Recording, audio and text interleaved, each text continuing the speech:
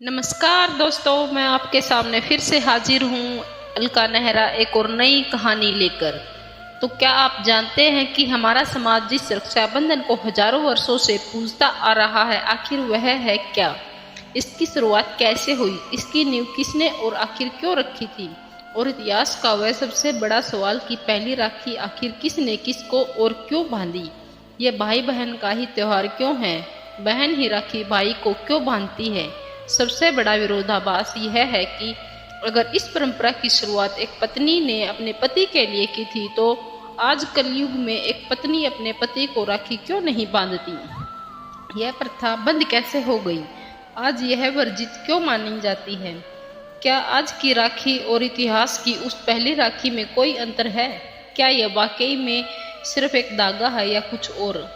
क्या यह सच में भाई की रक्षा करता है या यह केवल एक मिथ्या है जिसे हम हजारों वर्षों से आंख बंद करके मानते आ रहे हैं? आखिर क्यों कहा जाता है कि भद्रा में राखी नहीं बांधी जाती, और कौन है यह भद्रा जिसके नाम का खौफ आज भी दिलों में जिंदा है? क्या इस धागे की जरूरत सिर्फ इंसानों को पड़ी या देवता भी इसके बंधन से अछूते नहीं रहे? और क्यों आज भी रक्षा का कवच सिर्फ भाई ही देता है? क्या बहनें रक्षक नहीं हो सकती? चलिए आज इस एक धागे के से जुड़े हर राज और अनसुनी कथा और हर एक सवाल से पर्दा उठाते हैं। परंतु उससे पहले यदि आप हमारे चैनल पर नए हैं तो चैनल को सब्सक्राइब करें ताकि आपको एक रोचक जानकारी मिलती रहे। तो सबसे पहले चलते हैं उस प्रश्न की ओर जो इस पर पूरी परंपरा की जड़ है कि आखिर पहली बार यह रक्षा सूत्र कब, किसने और क्यों बांधा।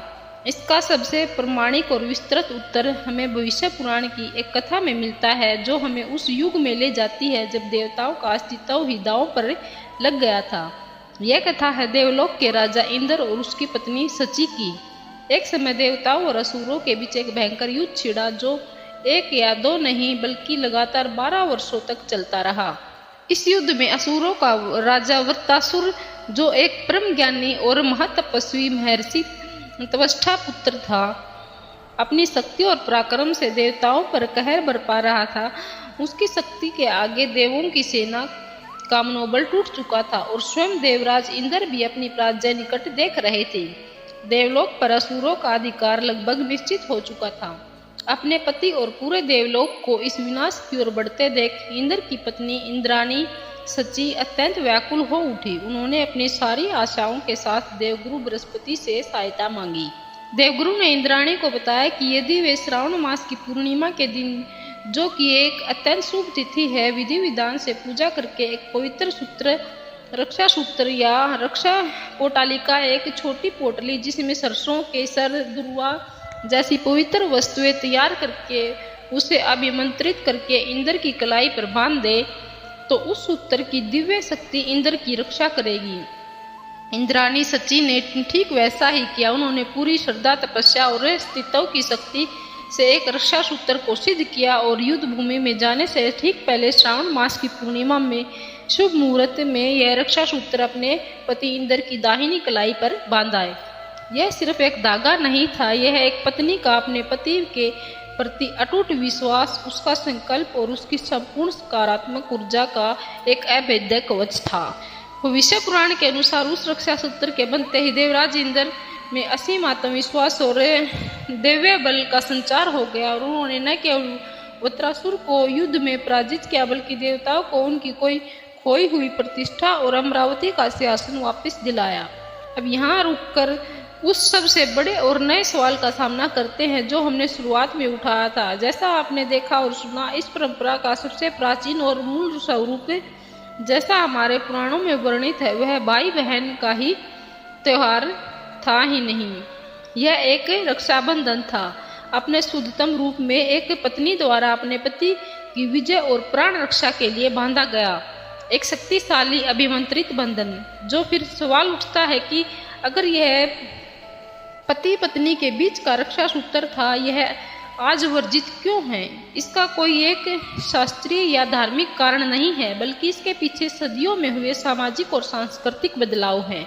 इसके 3 मुख्य कारण हैं। पहला और सबसे बड़ा कारण है एक और शक्तिशाली कथा का उदय, जो थी भगवान कृष्ण और द्रौपदी की। इस कथा में स्नेह, स्वाभाविकता और एक बहन की पीड़ा इतनी गहरी थी कि उसने जनमानस पर ज्यादा असर डाला और यह कथा ज्यादा लोकप्रिय हो गई। दूसरा कारण है त्योहारों का विशिष्टीकरण। समय के साथ हिंदू संस्कृति में हर रिश्ते के लिए विशेष त्योहार विकसित हो गए। पति की लंबी आयु के लिए, रक्षा के लिए करवा चौथ, वट सावित्री पूजा और तीज जैसे प्रमुख त्योहार हो गए।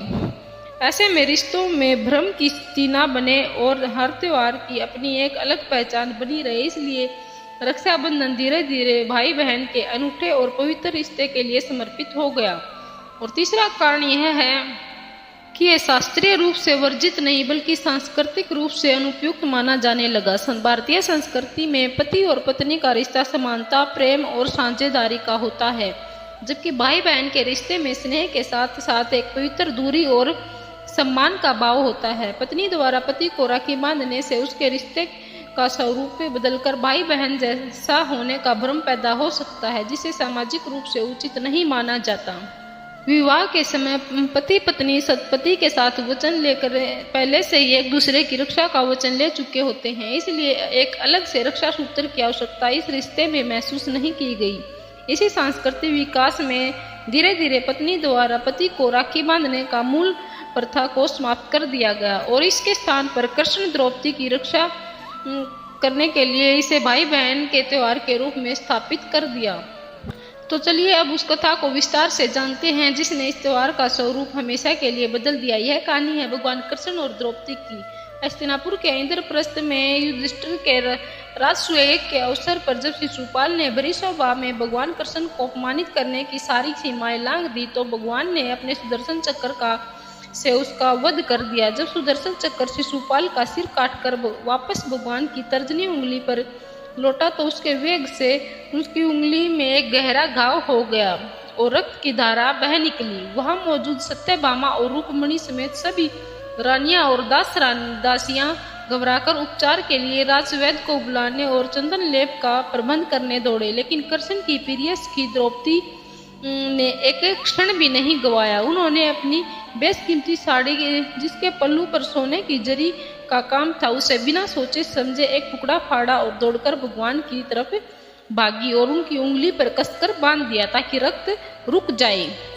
यहीं पर इस परंपरा ने एक नया और स्थायी मोड़ लिया। यहाँ एक स्त्री ने अपने सखा मित्र जिसे अपने भाई मानती थी कि उसके दर्द को देखकर सहज स्नेह में एक कदम उठाया। यह एक योजनाबद्ध अनुष्ठान नहीं था, यह हृदय से निकला एक तत्काल कृत्य था। जिस अपने पति इस गहरे स्नेह और अधिकार को देखकर भगवान कृष्ण की आंखों में आंसू आ गए और उन्होंने द्रौपदी को वचन दिया, हे पांचाली, आज तुमने मुझे इस रेशम के धागे से नहीं अपने स्नेह से बांधा है। मैं वचन देता हूँ कि इस धागे के एक एक सूत्र का कर्ज समय आने पर मैं ब्याज समेत चुकाऊंगा। और भगवान ने वह कर्ज चुकाया भी। वर्षों बाद जब उसी हस्तिनापुर की भरी सभा में जहाँ बड़े बड़े ज्ञानी योद्धा और उनके अपने पांचों पति भी धर्म के नाम पर सिर झुकाए खड़े थे, दुष्ट दुशासन द्रौपदी के वस्त्र खींचकर निर्वस्त्र करने का प्रयास कर रहा था, तब असहाय द्रौपदी ने अंत में सबको छोड़कर सिर्फ कृष्ण को पुकारा। उस एक पुकार ने द्वारका में बैठे कृष्ण को विचलित कर दिया और उन्होंने उसी धागे के बंधन का मान रखते हुए अपनी योग माया से द्रौपदी की साड़ी को तब तक बढ़ाना शुरू कर दिया जब तक कि दुष्ट दुशासन खींचते खींचते थक कर चूर नहीं हो गया। इसे घटना ने रक्षा सूत्र को भाई बहन के पवित्र बंधन के रूप में समाज में स्थापित कर दिया। यहाँ रक्षा का अर्थ सिर्फ शारीरिक सुरक्षा नहीं बल्कि सम्मान, अस्मिता और गरिमा की रक्षा बन गया, जो एक भाई का अपनी बहन के प्रति सबसे बड़ा कर्तव्य माना जाता है। इसके बाद आते हैं उस सवाल पर जो हर साल रक्षाबंधन के दिन एक डर बनकर सामने आता है, आखिर यह बद्रा कौन है और क्यों इस समय में राखी बांधना अशुभ माना जाता है। यहाँ आपको दो तरह की बातें सुनने को मिलती हैं, एक पौराणिक और एक ज्योतिषीय सत्य और दूसरी एक प्रचलित लोक कथा। चलिए दोनों को बारीकी से समझते हैं। सबसे पहले पौराणिक और शास्त्रीय कारण समझते हैं। पुराणों के अनुसार भद्रा ग्रहों के राजा सूर्य देव और उनकी पत्नी छाया की पुत्री है और इस रिश्ते में वे न्याय के देवता शनिदेव की सगी बहन है। उनके जन्म की कथा ही उनके स्वभाव को परिभाषित करती है। कहा जाता है कि जब भद्रा का जन्म हुआ तो उनका स्वरूप अत्यंत विकराल और भयानक था। काला वर्ण, लंबे तीखे दांत, बड़ी बड़ी आंखें और जन्म लेते ही वे पूरी सृष्टि में घूमने लगी। वे जहाँ भी जाती उपद्रव मचाती, जहाँ भी कोई यज्ञ अनुष्ठान या मांगलिक कार्य होता वह वहाँ पहुंचकर विघ्न डाल देती। उनके इस विनाशकारी स्वभाव से त्रस्त होकर देवताओं ने सृष्टि के रचयिता ब्रह्मा जी से गुहार लगाई। तब ब्रह्मा जी ने बद्रा को समझाया और उन्हें नियंत्रित करने के लिए ज्योतिषीय गणना यानी पंचांग के एक प्रमुख अंग करण में स्थान दिया। पंचांग के 11 करण होते हैं और तिथि के आधे मान को करण कहते हैं। ब्रह्मा जी ने बद्रा को 7वें करण विशिष्टीकरण के रूप में स्थापित किया और यह विधान बना दिया कि जब भी तुम्हारा विशिष्टीकरण का समय पृथ्वी पर आएगा, स्वयंगल काल को बद्रा काल कहा जाता है और उस दौरान किया गया कोई भी शुभ कार्य जैसे विवाह, गृह प्रवेश और कोई भी मंगल उत्सव सफल नहीं होगा, बल्कि उसका परिणाम अनिष्टकारी होगा। यह वास्तविक और शास्त्रीय कारण है कि बद्रा काल को त्यागा जाता है। अब आते हैं उस प्रचलित लोक कथा पर जिसने इस डर को और रक्षाबंधन के सीधे तौर पर से जोड़ दिया गया। यह कथा रामायण काल से जुड़ी है, लेकिन यह ध्यान रखना अत्यंत महत्वपूर्ण है कि इसका वर्णन वाल्मीकि रामायण जैसे मूल ग्रंथों में नहीं मिलता। यह एक लोक कथा है जो पीढ़ी दर पीढ़ी सुनाई जाती रही है। इस कथा के अनुसार लंकापति रावण की बहन शूर्पणखा ने अपने भाई रावण को भद्रा काल में ही राखी बांधी थी।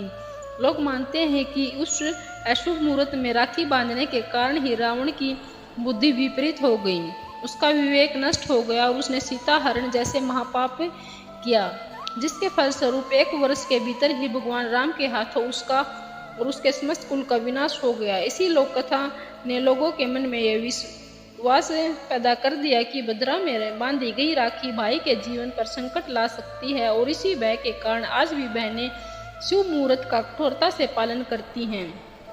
लेकिन इस धागे की शक्ति सिर्फ शुभ अशुभ तक ही सीमित नहीं है, ये देवताओं को भी उनके वचन में बांध सकती हैं, जैसा कि हमें राजा बलि और देवी लक्ष्मी की कथा में देखने को मिलता है। यह कथा बताती है कि कैसे एक बहन का बंधन एक असुर को भी धर्म के मार्ग पर चलने को विवश कर देता है। यह कथा है असुरों के महान राजा बलि की, जो अपने दादा प्रहलाद की ही तरह भगवान विष्णु के परम भक्त थे। अपनी दानवीरता और भक्ति के बल पर बलि ने तीनों लोकों पर अधिकार कर लिया था और इंद्र को भी पराजित कर दिया था। तब देवताओं की प्रार्थना पर भगवान विष्णु ने वामन अवतार लिया और एक छोटे ब्राह्मण के रूप में राजा बलि के यज्ञ में पूछे और दान में सिर्फ 3 पग भूमि मांगी। बलि के गुरु शुक्राचार्य भगवान की लीला को समझ गए और उन्होंने बलि को दान देने से रोका, पर दानवीर बलि वचन से नहीं हटे। तब वामन रूपी विष्णु ने अपना विराट रूप धारण किया और 2 पग में ही पृथ्वी और आकाश को नाप लिया। जब तीसरे पग के लिए कोई स्थान नहीं बचा तो राजा बलि ने अपना सिर भगवान के चरणों में आगे कर दिया। बलि की इस भक्ति और वचनबद्धता से भगवान विष्णु अत्यंत प्रसन्न हो गए और उसे पाताल लोक का चिरस्थायी राजा बना दिया। लेकिन बलि ने अपनी भक्ति से भगवान से एक और वरदान मांग लिया कि वे हमेशा उसके सामने रहे। वचन में बंध कर भगवान विष्णु स्वयं उसके महल के द्वारपाल बन गए। इससे देवी लक्ष्मी वैकुंठ में अत्यंत विचित्र चिंतित हो गई। तब नारद मुनि की सलाह पर देवी लक्ष्मी एक साधारण दुखी स्त्री का वेश बनाकर श्रावण पूर्णिमा के दिन पाताल लोक में राजा बलि के पास गई और रोते हुए कहा कि उनका कोई भाई नहीं है, इसलिए वे रक्षाबंधन पर का पवित्र त्योहार नहीं मना सकती। दयालु राजा बलि ने उनकी व्यथा सुनी और अपनी धर्म बहन के रूप में स्वीकार कर लिया। तब देवी लक्ष्मी ने राजा बलि की कलाई पर रक्षा सूत्र बांधा और उपहार में के रूप में अपने पति भगवान विष्णु को द्वारपाल के कर्तव्य से मुक्त करने का वचन मांग लिया। अपनी धर्म बहन को दिया वचन बलि तोड़ नहीं सका और उसने से सम्मान भगवान विष्णु को देवी लक्ष्मी के साथ जाने दिया। यह कथा बताती है कि इस धागे का बंधन इतना पवित्र और शक्तिशाली कि देवताओं और असुरों दोनों को धर्म और वचन के मार्ग पर चलने को विवश कर सकता है। तो अब आते हैं आज के दौर के सबसे प्रासंगिक सवाल पर, क्यों रक्षा का वचन सिर्फ भाई ही देता है? क्या बहनें रक्षक नहीं हो सकती? इसका उत्तर हमारे समाज के ऐतिहासिक ढांचे में छिपा है, जो सदियों तक पुरुष प्रधान रहा है। पुराने समय में पुरुष ही घर से बाहर जाकर कमाने, युद्ध लड़ने और परिवार को शारीरिक सुरक्षा देने का काम करते थे, इसलिए रक्षा की जिम्मेदारी स्वाभाविक रूप से उनके हिस्से आई। लेकिन आज 21वीं सदी में जब महिलाएं हर क्षेत्र में पुरुषों के साथ कंधे से कंधा मिलाकर खड़ी हैं, तो इस त्योहार का अर्थ भी विकसित हो चुका है।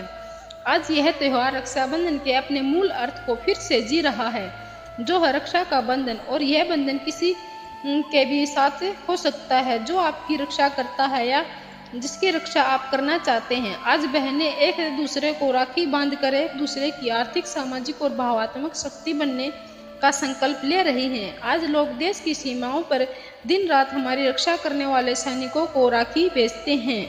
डॉक्टर और नर्सों को राखी बांधी जाती हैं जो बीमारियों से हमारी रक्षा करते हैं। पर्यावरण को बचाने के लिए लोग पेड़ों को राखी बांधकर उनकी रक्षा का वचन ले रहे हैं, जैसा कि प्रसिद्ध चिपको आंदोलन में देखा गया था। मारवाड़ी समाज में लंबा राखी का अनूठा चलन है, जो बहन अपने भाभी भाई की पत्नी को राखी बांधती है, यह मानते हुए कि भाभी ही उसके भाई की सच्ची रक्षक शक्ति है और परिवार की दूरी है। यह सब इस बात का जीवंत प्रमाण है कि रक्षा किसी एक लिंग या रिश्ते का एकाधिकार नहीं है, यह एक भावना है, एक जिम्मेदारी है। आज ही बहन सिर्फ रक्षा का वचन लेने वाली नहीं, बल्कि अपने भाई और अपने परिवार की हर मुश्किल में ढाल बनकर खड़ी होने वाली एक रक्षक भी है। तो अंत में इस पूरी विस्तृत और गहरी यात्रा के बाद हम पूरे विश्वास के साथ कह सकते हैं कि रक्षाबंधन सिर्फ कैलेंडर पर एक तारीख या एक रेशम का धागा नहीं है, यह द्रौपदी का निस्वार्थ प्रेम और अधिकार है। यह देवी लक्ष्मी की वह युक्ति है जिसने भगवान को भी उनके वचन से मुक्त कराया, और यह इंद्र की पत्नी सच्ची का यह विजय संकल्प है जहाँ से यह सब शुरू हुआ। तो इस बार जब आप किसी की कलाई पर यह धागा बांधें या अपनी कलाई पर बंधवाएं, तो एक पल के लिए रुक कर याद रखिएगा कि आप सिर्फ एक रस्म नहीं निभा रहे, बल्कि हजारों साल पुरानी एक पवित्र शक्तिशाली विरासत को जी रहे हैं। धन्यवाद। जय श्री हरि।